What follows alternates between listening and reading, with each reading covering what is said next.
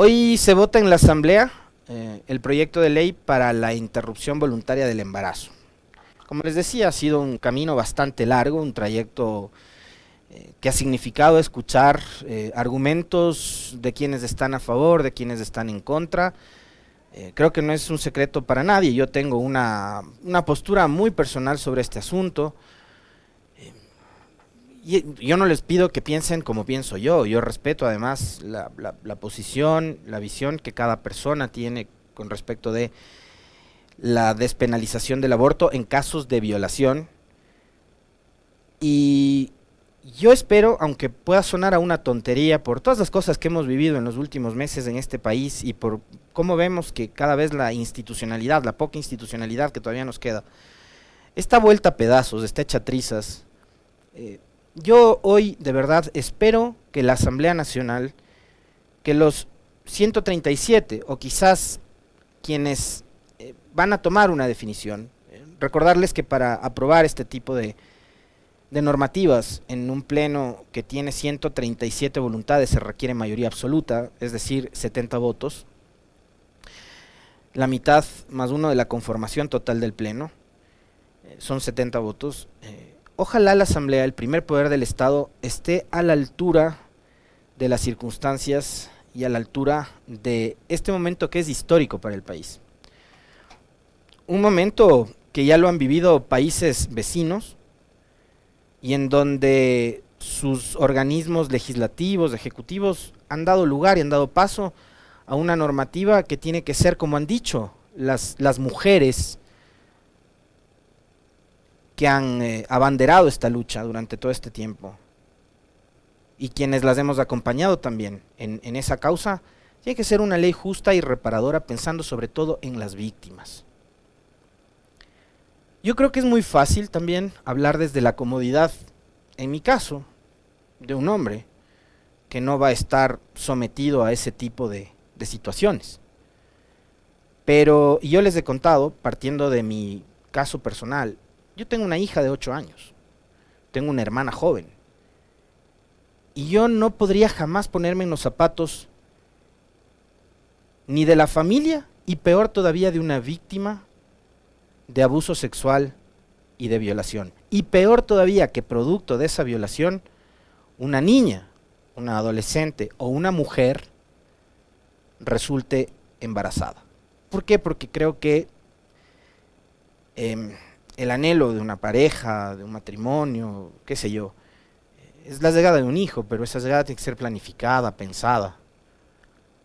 Y el embarazo producto de una violación acarreará un montón de consecuencias, probablemente que golpearán el presente y el futuro de esa niña, de esa adolescente o de esa mujer. La agresión física, la agresión sexual, no solo deja moretones, no solo deja esos rastros, ¿no?, de una agresión física, de una violación, deja secuelas psicológicas, deja consecuencias que, si es que por ejemplo no hay un tratamiento permanente, un acompañamiento también a las víctimas, van a tener que cargar con eso toda su vida. Por eso espero, anhelo, de verdad, anhelo que la Asamblea el día de hoy esté a la altura de las circunstancias y de este momento histórico que va a vivir el Ecuador. Están convocados para las 9:30. Es incierto el escenario en el pleno.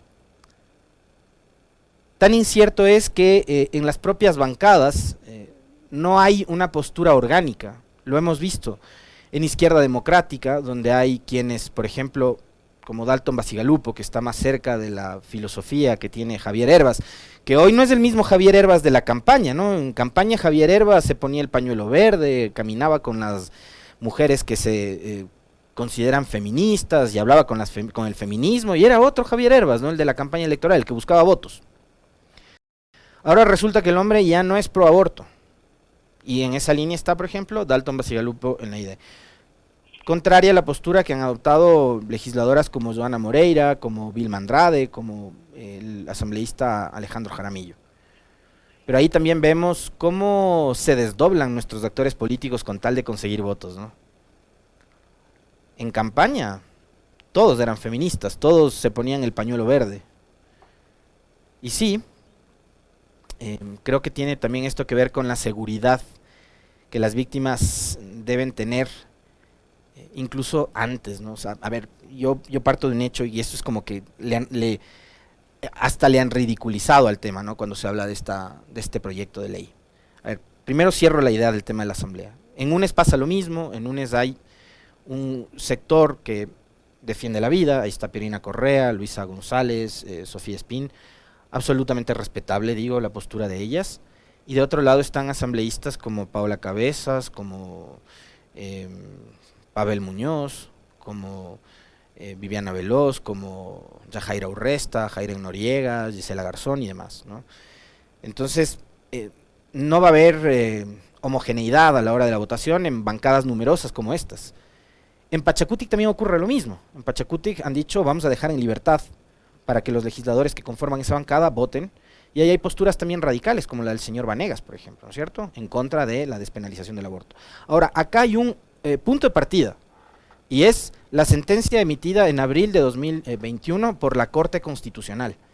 Y ahí la Asamblea Nacional no tiene dónde perderse, porque las sentencias de la Corte Constitucional son de cumplimiento obligatorio.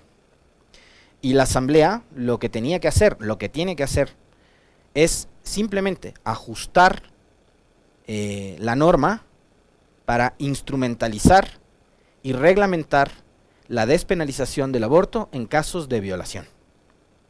De ahí que hemos discutido aquí mismo, ¿no? Hemos conversado con varios y varias invitados sobre el tema de la temporalidad y demás, ¿no es cierto? Y algo muy importante que conversamos ayer con la doctora Soledad Angus, con quien a mí siempre me encanta hablar porque aprendo un montón de ella, es el acompañamiento posterior a las víctimas. Por lo que yo les decía, porque una agresión física, sexual, digamos, más allá del embarazo, si es que ocurre eso, también deja un montón de secuelas y de consecuencias como problemas de carácter personal, psicológico, ¿no? Entonces, ahí también el Estado tiene que apoyar, tiene que asistir, tiene que acompañar a las víctimas. Y de eso no se está hablando, como bien lo decía ayer la doctora Soledad Angus, de esas cosas que son medulares, que son importantes, que además tienen que ver con la asistencia a las víctimas. De estos casos no se habla. Y lo han reducido como que esto lo que va a hacer es, y en algún momento un legislador de Creo, la asamblea anterior dijo que aprobando esta normativa se iba a dejar en libertad para que haya fiestas de sexo, droga y aborto. Que despenalizando el aborto lo que iban a hacer era convertir esto en una farra. Y no se trata de eso. Porque estamos hablando de la despenalización del aborto en casos de violación. Y esos casos hemos visto en este país ocurren muy seguido. El Ecuador está entre los primeros países con el mayor número de embarazos en niñas y en adolescentes.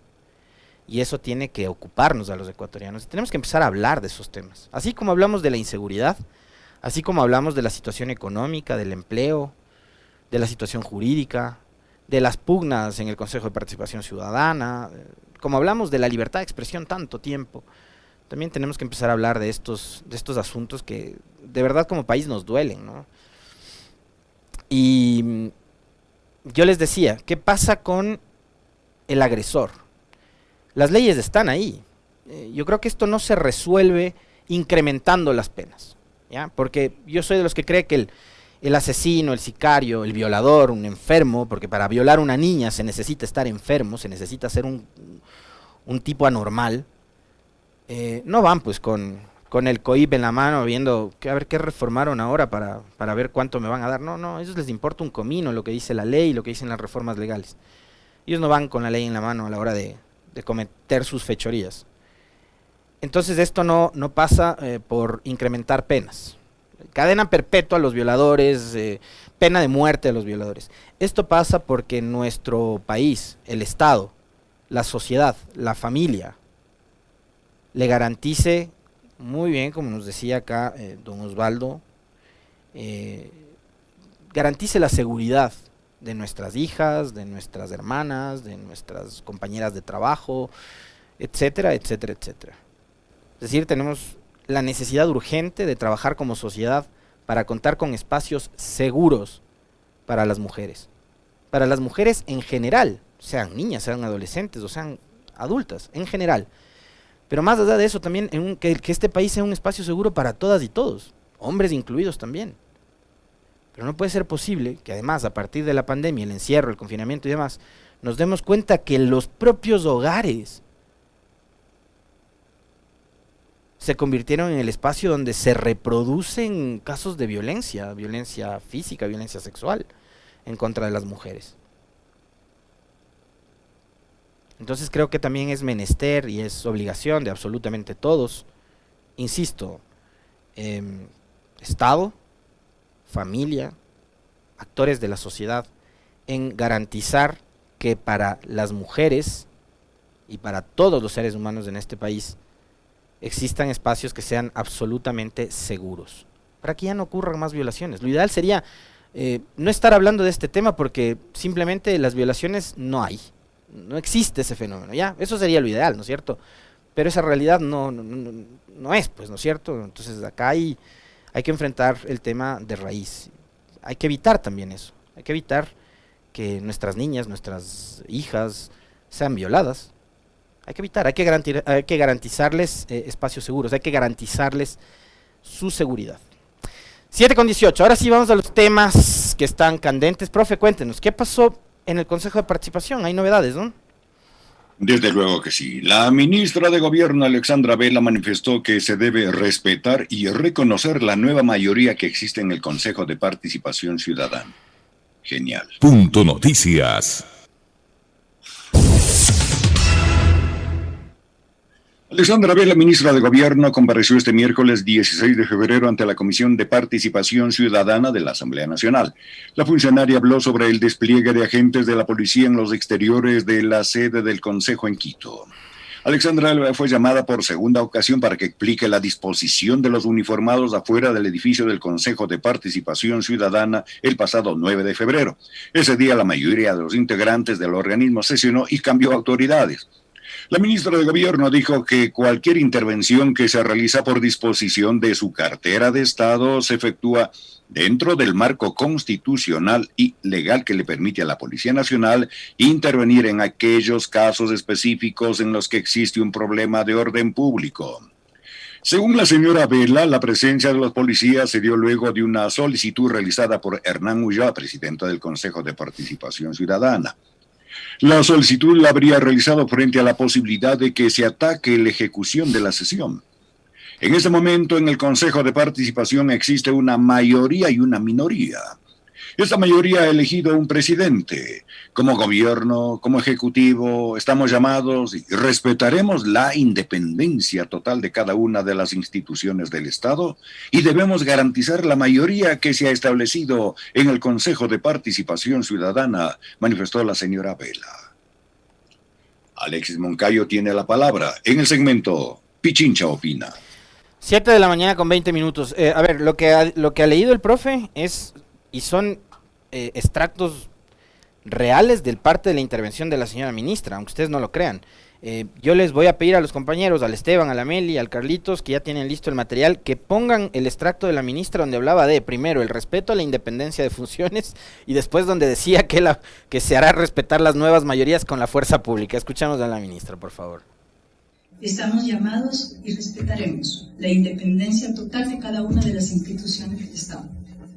De la misma manera que garantizamos y defendemos y estaremos prestos para prestar toda la colaboración necesaria, incluso con la fuerza pública como la Policía Nacional, para defender la institucionalidad y la mayoría que gobierna esta Asamblea Nacional, cualquiera que ésta sea elegida de manera democrática.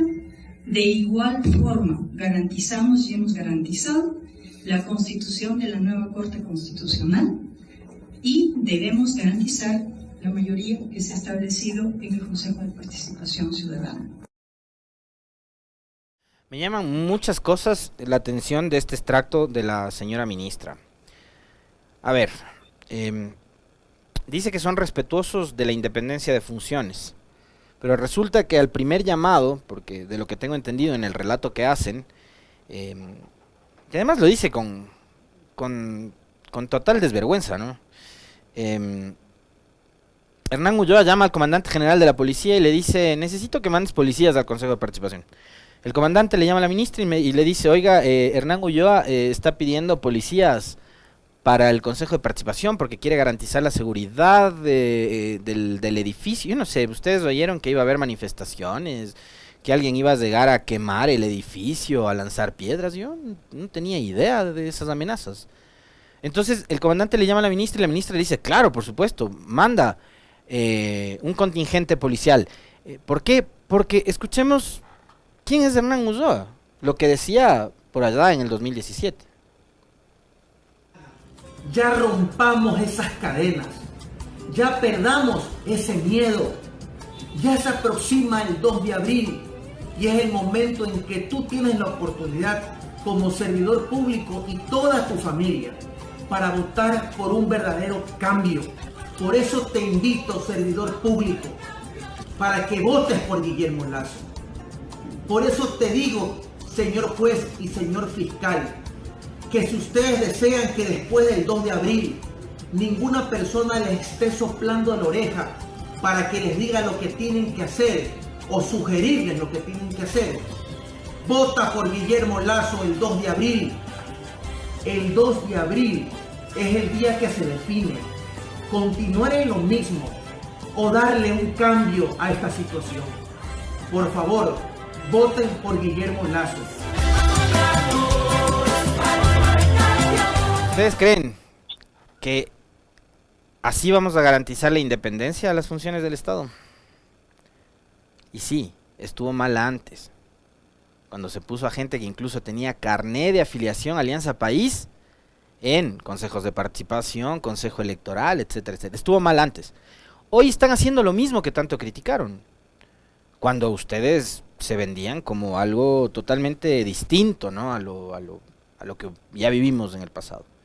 Resulta que ustedes replican lo mismo que tanto criticaron, pero lo hacen además con absoluta desfachatez, ¿no?, con grosería, porque yo sí quiero ser enfático en lo mismo, en la misma cantaleta de todos estos días, y ustedes probablemente ya hasta se van a cansar de lo mismo y lo mismo de Moncayo, ¿no? Todo un escuadrón de policías resguardando el Consejo de Participación Ciudadana, cuando yo, les repito, no tenía idea que había amenazas en contra del Consejo de Participación, que iba a haber una manifestación, que un grupo de manifestantes se iban a tomar el Consejo. Yo no tenía idea, pero bueno, un escuadrón completo de policías, con canes, con cascos, con escudos, etcétera, mientras a los ecuatorianos les siguen asaltando, robando, matando en las calles de todo el país. Hay una contradicción enorme en el discurso de la señora ministra, cuando habla del supuesto respeto a las instituciones y donde dice que el gobierno garantizó la renovación de la Corte Constitucional. Pues el gobierno ahí no tenía nada que ver. ¿Cómo garantizó el gobierno la independencia en la renovación de la Corte Constitucional? Más bien hay muchos señalamientos, críticas, dudas con respecto de que los nuevos jueces de la Corte Constitucional responden y obedecen al gobierno. Y no me lo estoy inventando yo, ustedes habrán escuchado en este y en otros espacios de entrevistas a personas que incluso participaron en el concurso y después se retiraron porque veían que la cosa estaba ya casi resuelta. Uno de ellos, Salim Saidán, entre otros, ¿no?, que denunciaban que acá hubo un claro intento de dar como ganadores a personas que son afines, son cercanas y obedecen a las líneas del gobierno de turno. Entonces, creo que hay una contradicción gigantesca, enorme, entre lo que dice la ministra de Gobierno y lo que hace en la práctica, no solo ella, sino el gobierno en su conjunto. Se han tomado el Consejo de Participación Ciudadana pasándose la Constitución y las leyes por las galletas y haciendo en este país lo que estamos acostumbrados a hacer, lo que nos da la gana. Yo les decía ayer que no tengo mayores expectativas de que esto cambie. Cuando en la constituyente de Montecristi se creó el Consejo de Participación Ciudadana con una idea interesante, pero muy romántica, de que sean procesos ciudadanos, con comisiones ciudadanas, las que lleven adelante los procesos de selección de autoridades, en ese momento era interesante, pero después vimos que ese formato no era el ideal. Y no era el ideal porque a través de esos consejos de participación se eligió a personas como Polit, Contralores Generales del Estado.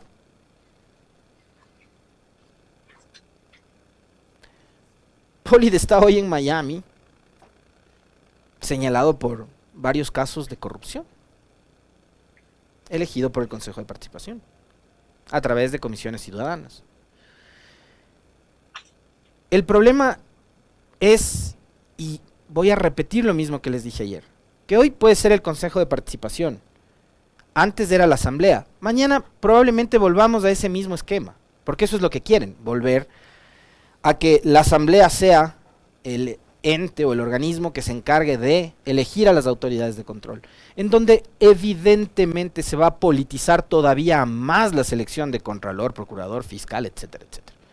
Porque obviamente el organismo más político que hay en este país y en cualquier otro país republicano es el Congreso, es la Asamblea, son las cámaras.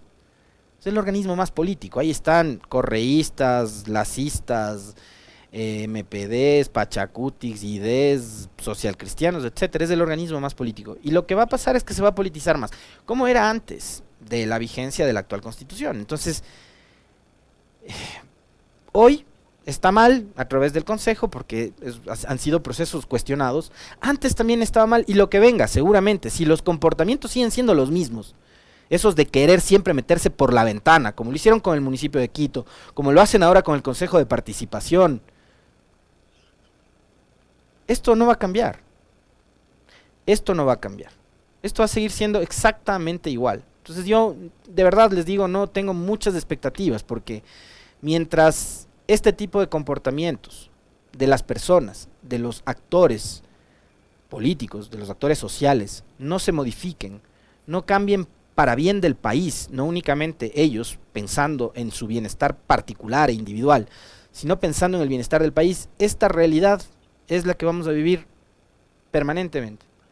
Antes, cuando elegía la Asamblea, esto era un reparto de lo peor. Hoy ya nos olvidamos de las cortes del febresborgismo, de la pichicorte, etcétera, etcétera, etcétera, ¿no? Eso pasaba antes del 2008. Hoy con el Consejo de Participación Ciudadana también se ha politizado al extremo la designación de autoridades. O ustedes me van a decir a mí que que no es verdad, que por ejemplo durante el paso del Trujillato, en la transitocracia, todos quienes fueron elegidos autoridades de control tenían que, lo primero que les exigían era un certificado de considerarse anticorreístas. Y estaba, ¿no? Acción afirmativa era esa, catalogarse anticorreístas y ya, de entrada creo que les ponían 10 puntos, ¿no? Entonces, mientras sigamos con esas prácticas, esto la verdad no cambia, no cambia. Puede ser que elija, como les decía ayer, medio en broma y muy en serio, les decía, acá puede ser el Consejo de Participación, la Asamblea o un concilio de arcángeles, los que elijan a las autoridades, mientras los comportamientos sigan siendo iguales, esta realidad no cambia. 7:30 en la mañana. Profe, nos vemos mañana para cerrar la semana con usted. Les cuento, ayer me puse la tercera dosis. Todo bien, ni sentí el pinchazo, ahora lo estoy sintiendo. Ahora tengo el coletazo de la tercera dosis. En las instalaciones de Pichincha Humana, excelente el servicio. Me demoré 3 minutos, les cuento, de verdad, muy bien. Así que ya estoy con la tercera dosis. Fuerte abrazo, profe. Nos vemos mañana.